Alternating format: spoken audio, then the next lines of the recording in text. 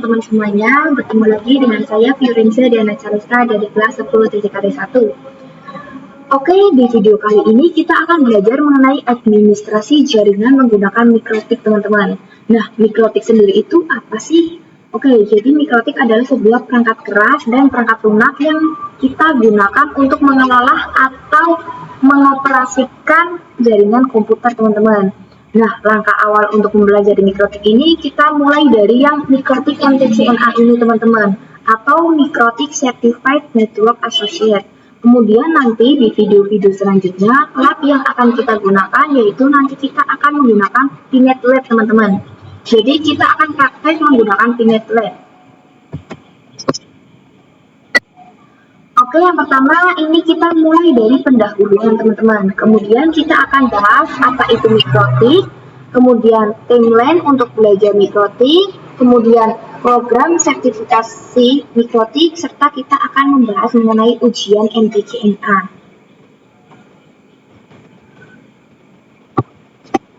Oke, kita mulai dari pendahuluan teman-teman. Nah, mikrotik itu adalah sebuah vendor perusahaan teman-teman. Jadi vendor perusahaan itu semacam penyedia atau pihak yang menyediakan layanan barang atau jasa teman-teman. Nah oke, jadi mikrotik adalah sebuah vendor perusahaan yang berfokus pada pembuatan alat jaringan seperti wireless access point, switch, dan router teman-teman. Kemudian mikrotik sendiri itu dapat berbentuk software dan hardware teman-teman. Dan untuk softwarenya sendiri itu berbentuk OS atau operating system yang biasa kita sebut dengan router OS atau RO teman-teman. Dan untuk hardware-nya sendiri itu berbentuk perangkat keras. Perangkat keras biasanya disebut dengan router board atau RB. Contohnya seperti real switch, router board. Kemudian untuk awal mula mikrotik itu berdiri di Riga, Latvia, Eropa Utara teman-teman. Kemudian untuk moto mikrotik dikenal dengan istilah routing the world. Nah, istilah ini memiliki makna teman-teman, yaitu ingin menghubungkan dunia. Kemudian website resmi mikrotik ada di mikrotik.com. Dan untuk founder itu John Strumley dan Arnis Rickins pada tahun 1996. Kemudian untuk perkumpulannya sendiri itu kita mengenalnya dengan nama Mikrotik User Meeting atau MUM. Dan jika teman-teman ingin melihat perkumpulan mikrotik, ini teman-teman bisa lihat di sini teman-teman, mum.mikrotik.com. Kemudian di sini terdapat semacam Wikipedia-nya mikrotik teman-teman, yaitu wiki.mikrotik.com. Kemudian untuk forum mikrotik, tempat untuk kita tanya-tanya mengenai mikrotik itu terdapat di forum.mikrotik.com. Kalian bisa search saja ya teman-teman. Oke, kita lanjut untuk tujuan pembelajarannya teman-teman. Nah, tadi kan mikrotik ada yang berbasis hardware atau perangkat keras yang biasanya kita menggunakan router board atau RB. Nah, si router board ini dia nantinya akan menggunakan router OS teman-teman. Oleh karena itu, nantinya tujuan pembelajaran kita mempelajari karakteristik, fitur-fitur, dan kemampuan mikrotik router OS teman-teman.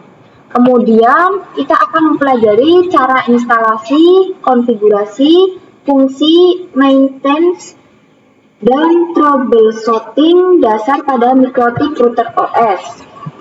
Serta kita akan mengharapkan mendapatkan kualifikasi sebagai Mikrotik Certified Network Associate atau mikrotik MTCNA teman-teman.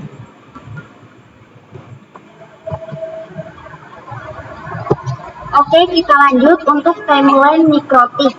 Jadi mikrotik pertama kali didirikan pada tahun 1996. Jadi ini sudah cukup lama ya teman-teman. Dan kemudian pada tahun 1997 itu dia pertama kali adanya mikrotik yang berbasis software atau router OS. Dan ini dulu instalasinya itu di PC teman-teman.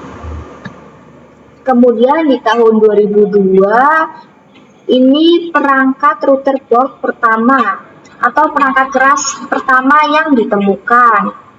Nah, pada tahun 2006, MUM atau perkumpulan tadi itu pertama di Paraguay, Czech Republic.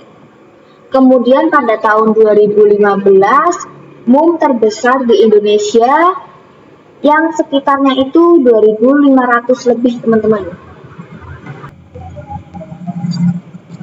Oke, lanjut kita akan membahas mengenai program sertifikasi mikrotik. Nah, teman-teman, di mikrotik sendiri itu terdapat pembelajaran yang struktur, di mana terdapat sertifikasi atau sertifikat di setiap jenjangnya. Untuk kita yang awal mula atau baru belajar mikrotik, kita bisa mengambil program yang MTCNA, teman-teman.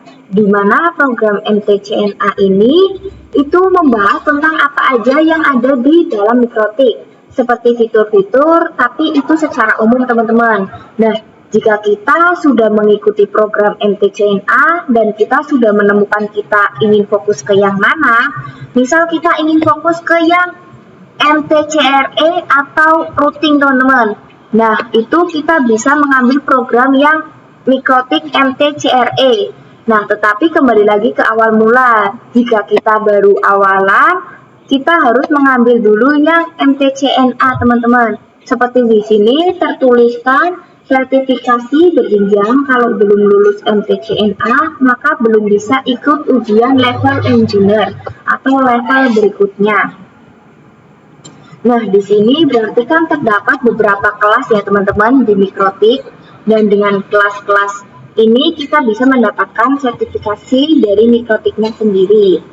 Nah, untuk masa berlaku sertifikat itu selama 3 tahun dan setelah itu bisa diperpanjang dengan cara ujian lagi. Jadi misal kalian sudah pernah mengambil program yang mikrotik MTCNA, nah kalian juga sudah mengikuti program untuk mendapatkan sertifikasinya dan itu sudah berlalu selama 3 tahun, teman-teman. Nah, maka itu kalian itu harus mengikuti ujiannya kembali untuk mendapatkan sertifikasinya kembali, teman-teman. Oke, terakhir kita akan membahas mengenai ujian MTCNA itu bagaimana sih kira-kira. Nah, pertama untuk mendapatkan sertifikasi kita kan harus mengikuti ujian. Nah, untuk teman-teman bisa daftar di official webnya Mikrotik.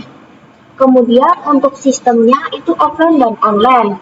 Untuk offline-nya itu teman-teman bisa datang ke program Learning Center. Kemudian di sana kalian bisa belajar dengan pakarnya. Setelah itu, untuk mendapatkan sertifikasi MTCNA, kalian bisa mengikuti ujiannya secara online, teman-teman. Kemudian, untuk sistem menjawabnya itu menggunakan multiple choice dan single choice. Jadi, tidak ada lab dan esainya ya, teman-teman.